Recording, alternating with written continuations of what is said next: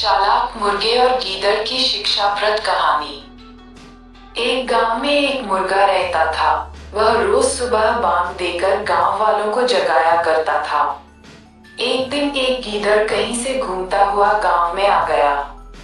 जब उसने मुर्गे को देखा तो उसकी लार टपकने लगी।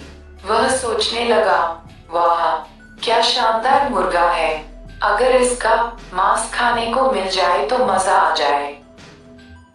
वह तरकीब सोचने लगता है ताकि किसी तरह मुर्गे को दबोचकर पेट पूजा कर सके।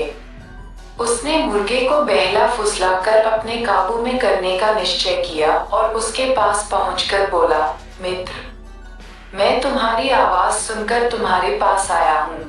तुम्हारी आवाज बहुत ही सुरीली है, कानों में मिश्री घुल जाती है। मन करता है दिन भर सुनता रहूं। क्या तुम एक बार मुझे अपनी सुरीली आवाज सुनाओगे? मुर्गे की कभी किसी इतनी प्रशंसा नहीं की थी।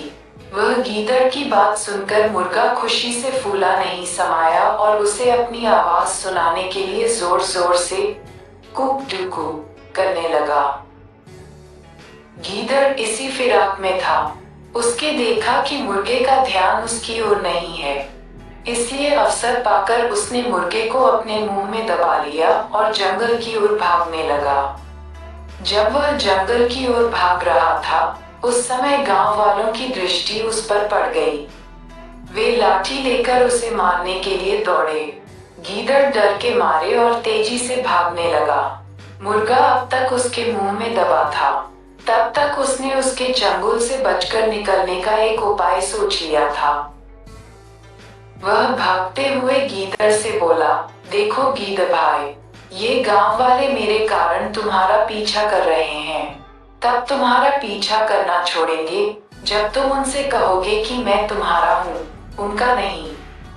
ऐसा करो, तुम उन्हें बोल दो।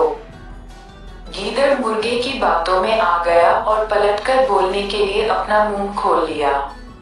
लेकिन जैसे ही उसने मुंह खोला, मुर्गा उड़ गया और गांव वालों के पास चला गया। इस तरह अपनी चतुराई से उसने अपनी जान बचाई। सीख: संकट के समय बुद्धिमानी से काम लेना चाहिए।